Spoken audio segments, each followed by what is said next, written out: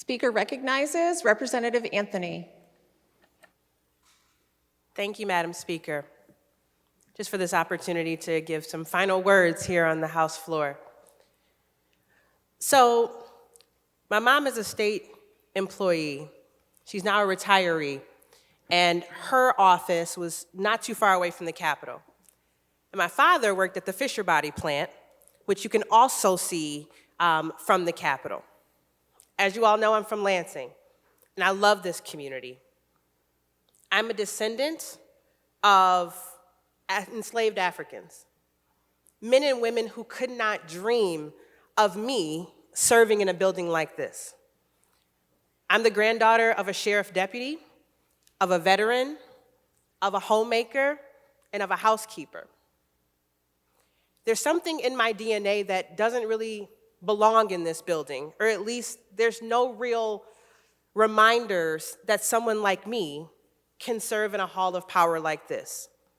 There's no portraits of Black women in this building. And oftentimes the tension that we feel is because systems have not been designed with people like me in mind. And so it is such an honor to serve in this building. The first time I walked in, I was 17 years old, and at the time, the Capitol, I honestly thought was a museum.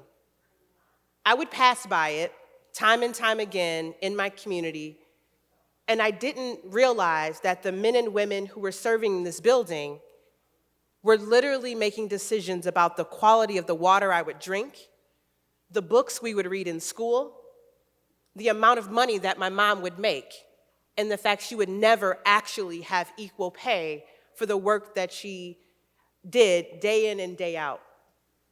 This place means a lot to me, and I've grown to love not what it is, but what it could be.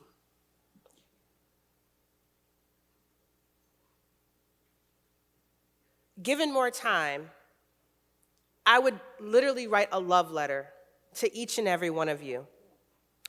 For the past 4 years, I've had the honor of serving as caucus chair on the Democratic side, and when I tell you, it has been the honor of my life to do so, because each and every one of you has played such a big role in my development, in me being the woman that I am today. Y'all, we have cried together, we have cracked up together. Our group chats, may they never become public. The gifts, all of the banter, the glances and side eyes, I take them with me every single place that we go. I will tell you, we have served together in some of the darkest days of this state. A global pandemic. Do you remember the call when we found out that Isaac Robinson had passed away? Do you remember when other colleagues like Karen Whitsett and Tyrone Carter became sick with this thing called COVID, and we had no idea how to navigate it? We banded together in ways that I've never seen, even in my own real blood family. We have spent so much time together, strategizing ways that policies could reflect not the interests of the Lansing bubble, but of the people back home that have entrusted us to do the real work, to transform the lives of men and women and boys and girls in our community. That is what makes me love this place. It is you. It is the fact that I've had the honor of serving with each and every one of you. Men and women who come from all walks of life. I tell people day in and day out, I have the most diverse workplace in the state. Because whether you're from the UP or the D, whether you have rural areas or urban, suburban, we come together to do the will of the people. And it has been an honor to serve with you. And no love letter would be complete without me acknowledging my real family. Not only my parents, but my brothers and sisters, my cousins, even friends who have become like blood relatives. Thank you for keeping me grounded, for listening to these stories. They know all of your business, colleagues, trust me.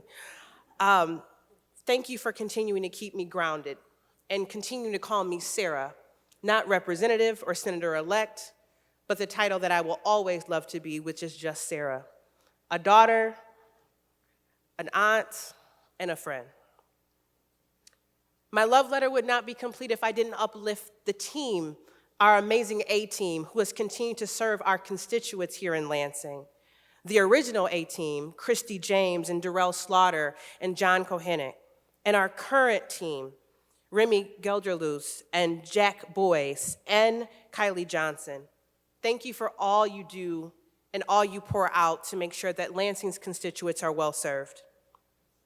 Now, because Democrats have not had the opportunity to speak freely often on this floor, I gotta say a few things and get my bars off.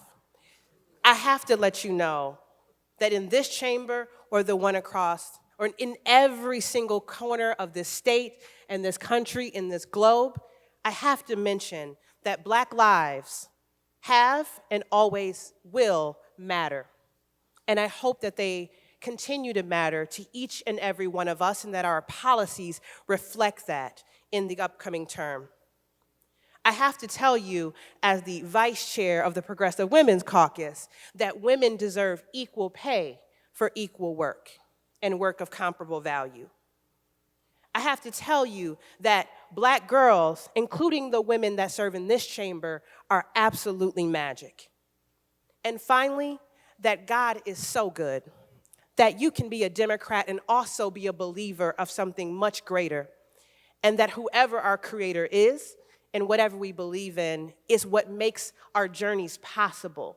And staying anchored in something bigger than ourselves is what makes this job worth it and what enriches our lives time and time again.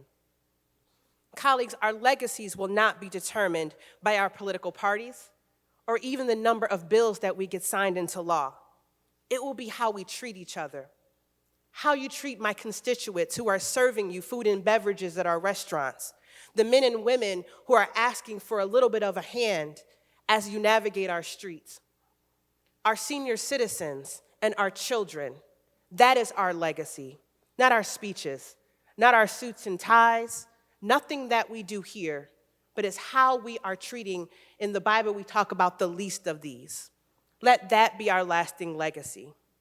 So, my final words, I'm sure you guessed it. Love Lansing. God bless you.